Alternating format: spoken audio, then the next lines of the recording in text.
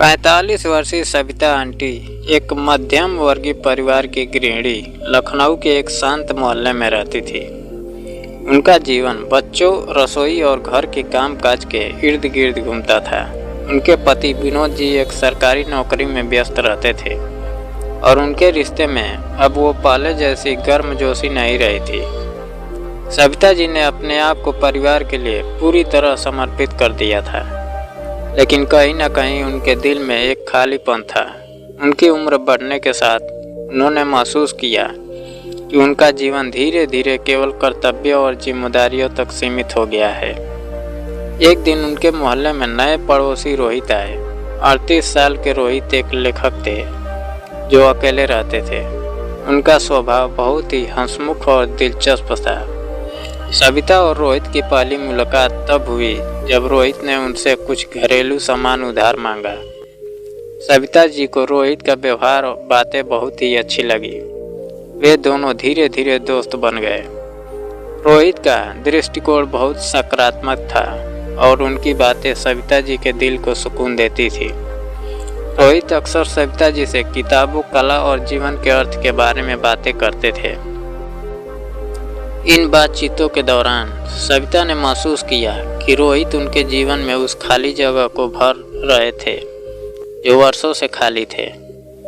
एक दिन रोहित ने सविता को अपनी नई किताब का ड्राफ्ट पढ़ने के लिए दिया। वह किताब का एक उधेड़ उम्र की महिला की भावनाओं और उसकी दूसरी पारी की कहानी थी। सविता ने किताब पढ़ते हुए महसूस किया वह खुद उस कहानी की नायिका जैसी थी।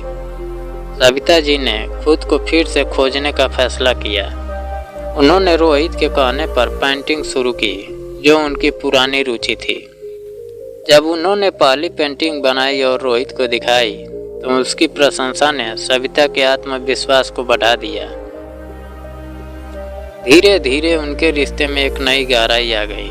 रोहित का व्यवहार और उनकी छोटी छोटी परवाहें सविता जी को अंदर से खुश कर देती थी। सविता के मन में एक संघर्ष शुरू हो गया।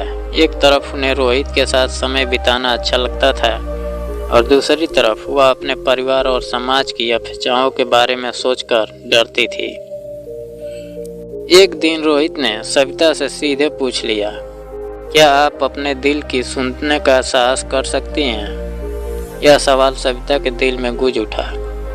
उन्होंने महसूस किया कि उन्होंने अपना पूरा जीवन दूसरों के लिए जिया है, लेकिन अब वक्त आ गया है कि वह अपने लिए जीने का फैसला करे। सविता ने रोहित के साथ खुलकर बात की और कहा कि अपने जीवन में बदलाव लाना चाहती है, लेकिन यह आसान नहीं होगा। रोहित ने सविता को आश्वासन दिया कि वह उनके साथ है, चाहे जो भी हो। सविता ने छोटे छोटे बदलावों से शुरुआत की। उन्होंने खुद को प्राथमिकता देनी शुरू की और अपनी इच्छाओं को खुलकर अपनाया।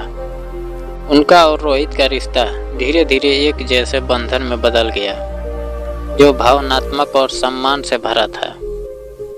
यह कहानी इस बात का प्रतीक है कि प्यार और अपने लिए जीने की चाहत किसी उम्र की मोहताज नहीं होती।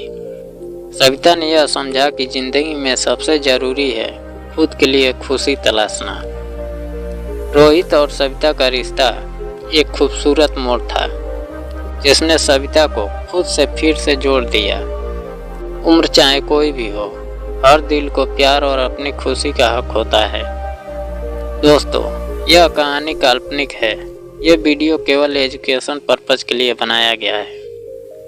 दोस्तों, कहानी पसंद आए तो लाइक और सब्सक्राइब जरूर करें। जय हिंद।